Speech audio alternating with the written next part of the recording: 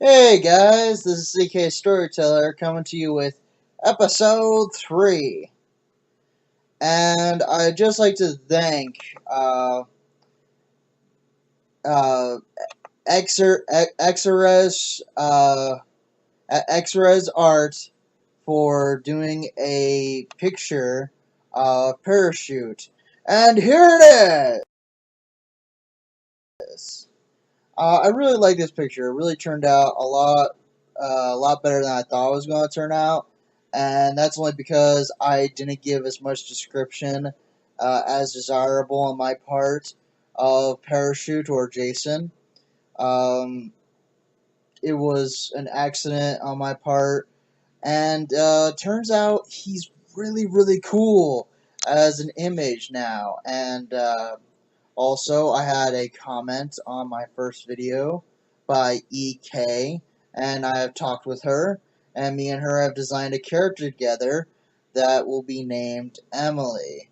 She has a unique magical power that has dragon eyes, and she's capable of summoning a ethereal or see-through image of a dragon head around her head that can shoot magic flames to bestow great power to metallic objects, hence why she carries knives. And this character will be introduced within within the next part of the story, part 4. And I'm hoping to get some art done by Xrez Art for Eric Schelser and for the new character Emily.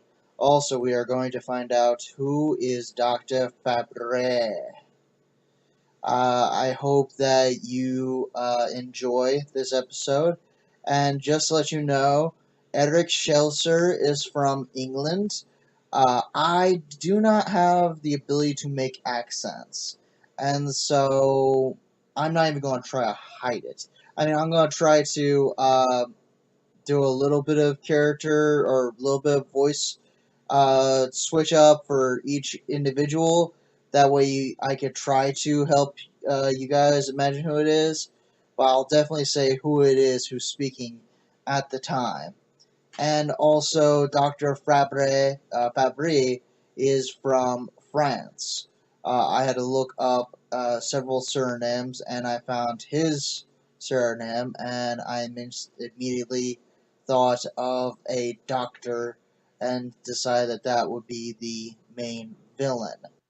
Also, warning, throughout this video there might be cursing from a new character that will be that will be a gender flame character. I've never really agreed with, I mean, gender fluid is a great term, but the idea behind this character was that I didn't think of fluid when I thought of gender fluid. I thought a flame that grew brighter when it was one gender, a flame that grew duller when it was another gender, a flame that became wild but medium brightness when it was another gender. Just like everywhere, a fire.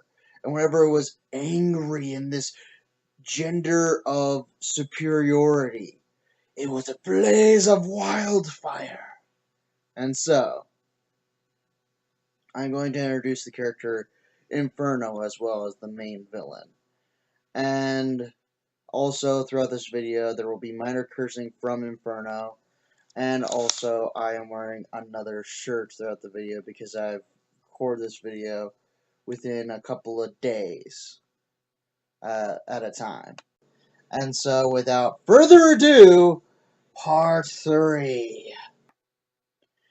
Parachute looked up at Mr. Eric Shelcher as he then asked the handsome young man, "What's going on? Who was back there? Why were they attacking us?" Eric Shelcher then explains to the young man, "Well, you see, you are a magician, and you don't know that just yet.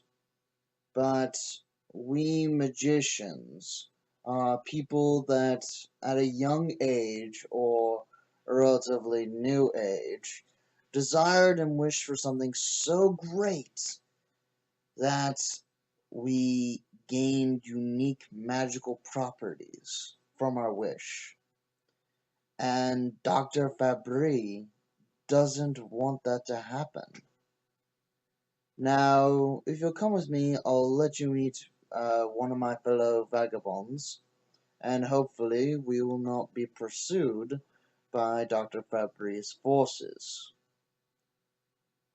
Elsewhere in the world, at Jason's previous high school, in walked a dark-haired man with a long mustache and a curled goatee, soul patch-like beard that had green eyes. He wore a lab coat and walked with heavy black boots with an upper heel. Not too high, sort of like a between low and medium heel. The man walked with a minor laugh. So we have another one. And you lost them, young agent. I apologize, Dr. Fabry. Out of curiosity, why are we after the magicians? Dr. Fabry said to the young officer that was posing as an SRO officer. Because they disobeyed the very laws of physics. If word were to get out that magic was real, we would have ensued chaos. Pagans would rise up and try to take over the world. Wiccans would be terrible creatures that tried to take back what belongs to us rightfully, the Christian people. Dr. Fabry then walked as he continued with his trot. He then looked at the ground, where various locker doors, a water fountain was, and some tiles that came off the wall and the floor. Eric Shelcher. He came here. The magician. With the vagabonds.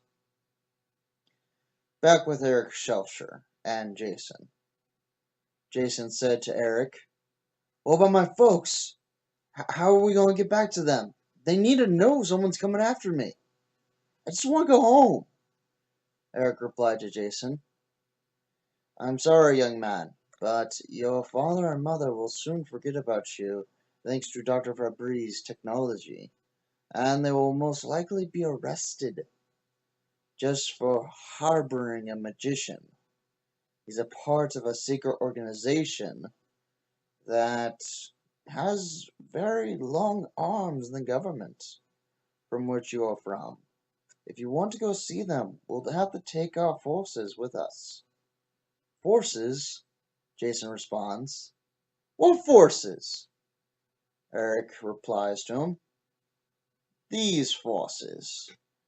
From the shadows of a wall came two people. A young female person that had sharp, spiky, medium-sized bangs of orange hair with red and purple eyes, sort of like half iris up purple, lower half iris red. And inside the pupils were sparks of blue flame, as if it were. The body had a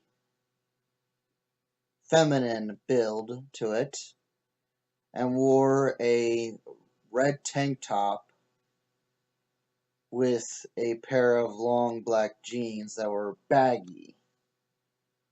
And beside the feminine looking person was a young man, sort of heavy weighted, a bit overweight. He had a bit of a brown stubble on his chin with brown eyes, and his hair was brown and sort of short, sort of like a high and tight, sort of military cut. And he also wore a pair of brown shorts with a gray tank top or wife beater, however you want to pronounce it. I personally do not like the term wife beater as a clothing product. I mean, why would you want to wear something called a wife beater? And he carried an axe on him, sort of like a pair of battle cleavers on a hilt. Edric said, introducing the pair. Meet Champion and Inferno. Inferno then replied, tossing their head up. Nice to meet you. Champion then bowed his head a bit and said, It is a pleasure to meet Master Eric's new comrade, new taken in person. A new member of the family, if it were. Jason then said in reply, This is going to be interesting. So, what's their real names? I mean, what's the girl's name? I'm not a girl, ass. Please, Eric Shelster says.